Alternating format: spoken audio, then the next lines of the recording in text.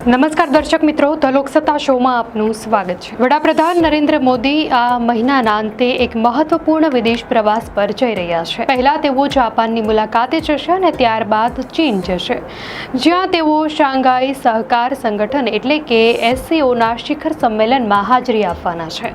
આ પ્રવાસને માત્ર દ્વિપક્ષીય સંબંધોના દ્રષ્ટિકોણથી જ નહીં, પરંતુ સમગ્ર એશિયા અને વિશ્વની રાજનીતિ માટે અત્યંત મહત્વપૂર્ણ માનવામાં આવી રહ્યો છે।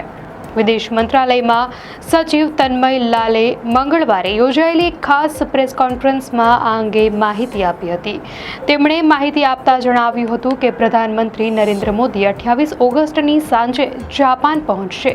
ત્યાં તેઓ 29 અને 30 ઓગસ્ટે જાપાનના પ્રધાનમંત્રી શિગેરુ ઇશિબા સાથે મળીને ભારત જાપાનની 15મી વાર્ષિક શિખર બેઠકમાં ભાગ લેશે।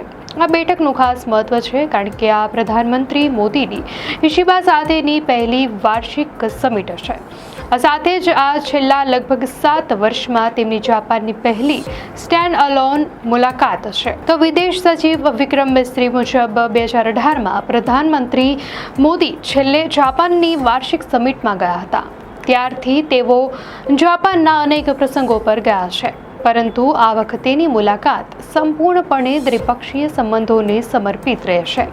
2014માં પદભાર સંભાળ્યા બાદ આ તેમનો જાપાનનો 8મો પ્રવાસ ગણાશે, જે સ્પષ્ટ કરે છે કે ભારત માટે જાપાન કેટલો મહત્વપૂર્ણ મિત્ર દેશ છે। ભારત જાપાન વચ્ચે રક્ષા સહકારથી લઈને ટેકનોલોજી, રોકાણ, ઇન્ફ્રાસ્ટ્રક્ચર વિકાસ અને ઇન્ડો પેસિફિક ક્ષેત્રમાં વ્યૂહાત્મક ભાગીદારી સુધી અનેક મુદ્દાઓ પર ચર્ચા થવાની અપેક્ષા છે। જાપાન પ્રવાસ પૂરો થયા બાદ પ્રધાનમંત્રી સીધા ચીન જશે। ત્યાં તેઓ 31 ઓગસ્ટ અને 1 સપ્ટેમ્બરે યોજાનારી શાંઘાઈ સહકાર સંગઠનની વડાઓની પરિષદની 25મી બેઠકમાં ભાગ લેવાના છે। આ બેઠક ચીનના તિયાનજિન શહેરમાં યોજાવાની છે।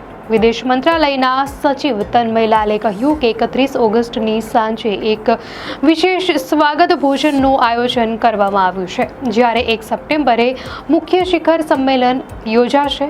તન્મય લાલે સ્પષ્ટ કર્યું છે કે આ સમિટ દરમિયાન પ્રધાનમંત્રીની કેટલીક મહત્વપૂર્ણ દ્વિપક્ષીય મુલાકાતો પણ યોજાવાની શક્યતાઓ છે। કયા દેશોના નેતાઓ સાથે આ મુલાકાતો થશે તે હજી જાહેર નથી, પરંતુ માનવામાં આવે છે કે રશિયા, મધ્ય એશિયાના દેશો અને કદાચ ચીન સાથે પણ ઉચ્ચ સ્તરીય વાતચીત થઈ શકે છે। પ્રધાનમંત્રી મોદી અગાઉ પણ અનેક વાર SCO સમિટમાં જોડાઈ ચૂક્યા છે।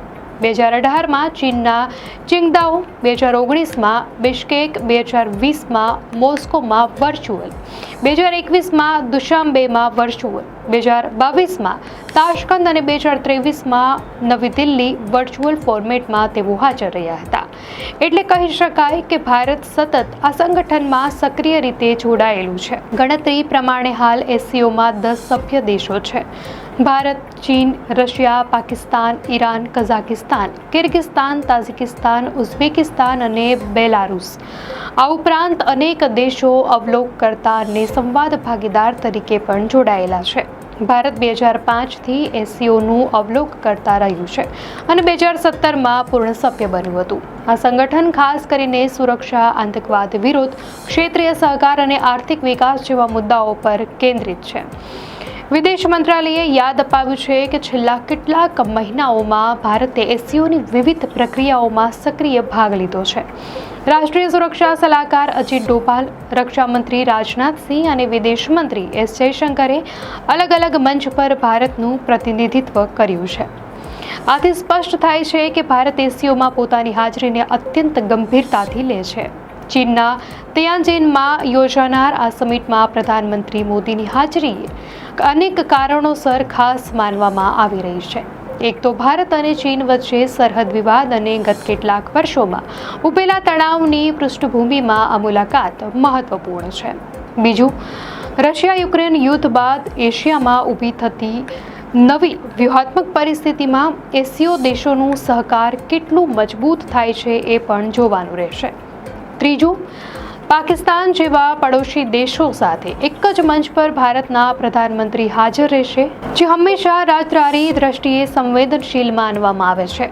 તો વિશેષજ્ઞો માને છે કે વડાપ્રધાન મોદીનો આ પ્રવાસ ભારતની એક્ટ ઈસ્ટ પોલિસી અને નેબરહુડ ફર્સ્ટ નીતિ બંને સાથે જોડાયેલો છે. જાપાન સાથે વ્યૂહાત્મક ભાગીદારીને નવી દિશા આપવાની સાથે સાથે ચીનમાં તેઓ એશિયન સહકારની રાજનીતિને પણ આગળ ધપાવશે. એસસીઓના મંચ પરથી આતંકવાદ, અતિરાષ્ટ્રવાદ, ક્ષેત્રીય શાંતિ અને આર્થિક સહકાર જેવા મુદ્દાઓ પર ભારત પોતાની વાત રાખશે. જો આ સમગ્ર પ્રવાસને એક સાથે જોઈએ તો કહી શકાય કે વડાપ્રધાન નરેન્દ્ર મોદીનો આ જાપાન અને ચીન પ્રવાસ માત્ર દ્વિપક્ષીય મુલાકાતો સુધી મર્યાદિત નથી, પરંતુ એશિયાઈ ખંડના ભવિષ્ય માટેની વ્યૂહરચનાઓમાં ભારતની સક્રિય ભૂમિકા પણ દર્શાવે છે. જાપાનમાં ભારત ટેકનોલોજી અને રક્ષા સહકારને નવી ઊંચાઈ પર લઈ જવાનો પ્રયાસ કરશે, જ્યારે ચીનમાં એસસીઓ મારફતે પ્રાદેશિક શાંતિ અને સુરક્ષા માટે ભારત પોતાનો મજબૂત અભિપ્રાય રજૂ કરશે. દર્શક મિત્રો, આ અંગે આપની શું પ્રતિક્રિયા છે અમને કોમેન્ટમાં ચોક્કસથી જણાવશો. અને જો આપને આ માહિતી સારી લાગી હોય તો વિડીયોને લાઇક કરો અને ચેનલને સબસ્ક્રાઇબ કરો.